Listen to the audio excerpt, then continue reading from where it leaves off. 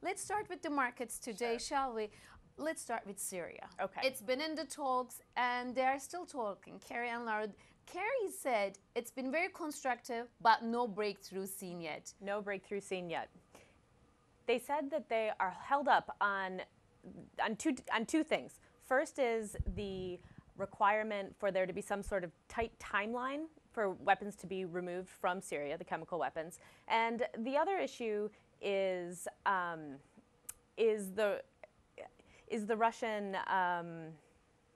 Side, their intentions, right? Yes, and they're having a hard time coming to terms with that. But how is this going to affect the markets if we have a positive scenario coming out of this? What are we going to see? What do you expect the market reacting like? Is it going to be in the greens or the market? If we have a resolution on this, the market will love that. That will be so positive for the markets. The markets right now is kind of in a wait and see mode. We have a lot of things coming out in the near future with Fed, with with oil, with gold. All of these things are affected by Syria right now. And if we can get a resolution on this, the markets will be very positive on that. True, because uncertainty is going to be removed. Correct. Even though some people say that, even though this is resolved, then the Fed will definitely go ahead with the tapering, because they were saying, some of them were saying Fed might stop the tapering if there is no resolution. But let's go back to Fed. Sure. September 17 and 18, Sure. next week, they're going to meet. What should we expect? Some of the hedge fund managers, they say, I don't care about that they're going to taper. I care about the total removal of the QE. What is the opinion of the market? Did you read anything recent about the Fed's and expectations? So this is the big question. We've been waiting for this for months. This meeting and what's going to come out of this. What Bernanke and what everybody's going to do. We had some retail sales out today that were a little bit less than expected, and we're kind of in a bad news as good news right now, I think, for the market. The market, they don't want tapering. They don't want to take away this pumping up of the U.S. economy. And so right now, it's a little bit counterintuitive, right? So when we get these bad numbers, or they're not bad, they're just not as good as you would like, this recession and the getting out of the recession, we're just chugging along slowly. Well put. Actually, that brings me to my other question, retail sales, right?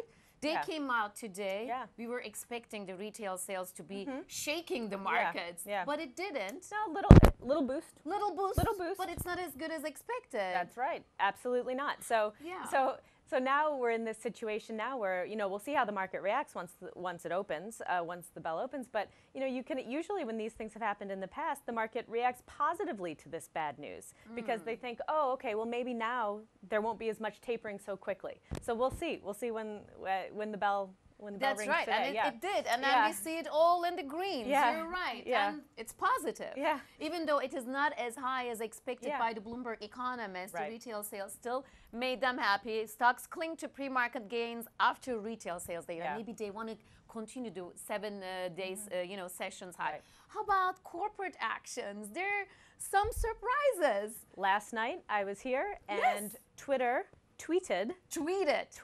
That's right. That they were going to file an IPO. Was that a surprise to you? It was, well, we'd known that Twitter was going to do an IPO sometime in the near future. We didn't know if it would be this year or next year, but it was a surprise that it came last night, and it was also a surprise that they tweeted it.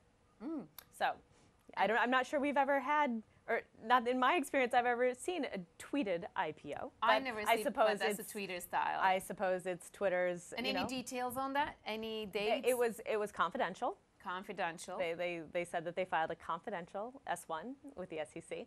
So we're going to have to wait and see. The Goldman Sachs is said to be the lead underwriter in the deal. Goldman Sachs is definitely going to be the Is that right? That's what we're hearing. Are we going to see another Facebook, do you think? Because even though they rallied 15 months later, a couple days ago. I mean, I'm sure Twitter certainly hopes not. Hopes not, right?